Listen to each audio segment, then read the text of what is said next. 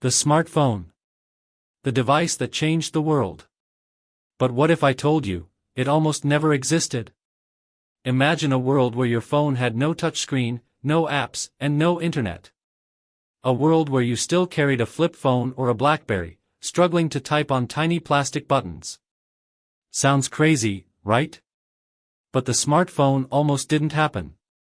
Because before Apple got it right, there were failures, disasters, and corporate arrogance that nearly killed the idea before it even began. Even the first iPhone? People laughed at it. This is the story of how the smartphone almost didn't exist. Before the iPhone, companies tried making smartphones.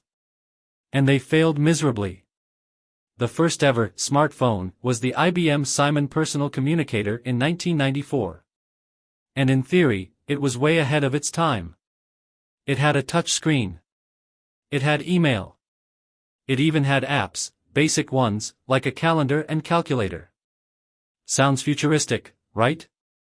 Except, it was terrible. It was huge, more like a brick than a phone.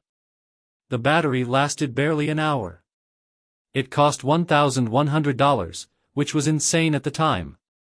It sold only 50,000 units before being discontinued. And after that? The smartphone dream died. By the early 2000s, nobody believed in touchscreen smartphones. Instead, people were obsessed with flip phones, like the Motorola Razr. They were small, stylish, durable. And then there was BlackBerry. BlackBerry dominated the business world.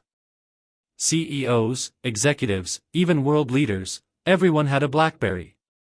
Why? Because it had a physical keyboard for fast typing, email on the go, a game changer back then, a secure messaging system, BlackBerry Messenger. Even Barack Obama refused to give up his BlackBerry when he became president. At the time, this was the peak of mobile innovation. Nobody thought it could get better. Then came a man who saw the future differently. While the world was busy with flip phones and BlackBerries, one man wasn't impressed. Steve Jobs. Jobs looked at iPods and thought, what if we made an iPod that could also make calls? But there was one big problem. Touch screens were bad. They were slow. They only registered one touch at a time. They needed a stylus to work. And Jobs hated styluses. He wanted something natural, something you could use with just your fingers. But Apple's engineers told him, it's impossible. Then, Apple found a secret company, Fingerworks.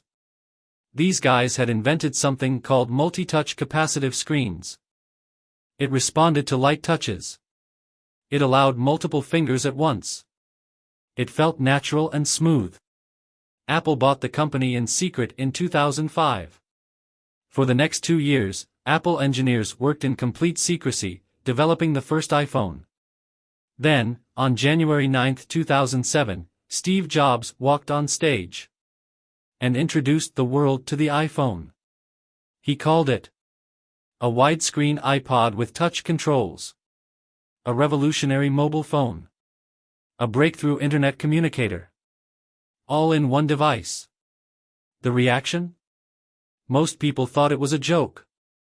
Then came the most iconic reaction. Microsoft CEO, Steve Ballmer, laughed at the iPhone.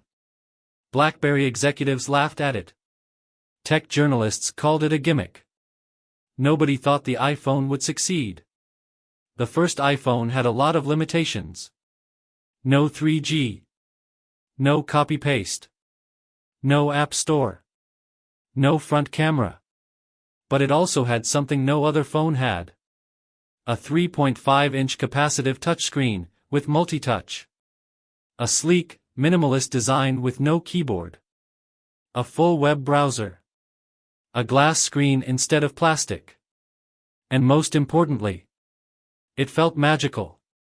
For the first time, you could just swipe, pinch, and tap, no buttons, no stylus. This wasn't just another phone. It was the beginning of a new era. When the iPhone launched in June 2007, something crazy happened. It sold 1.4 million units in 3 months. By 2008, Apple had sold 10 million iPhones. And guess what?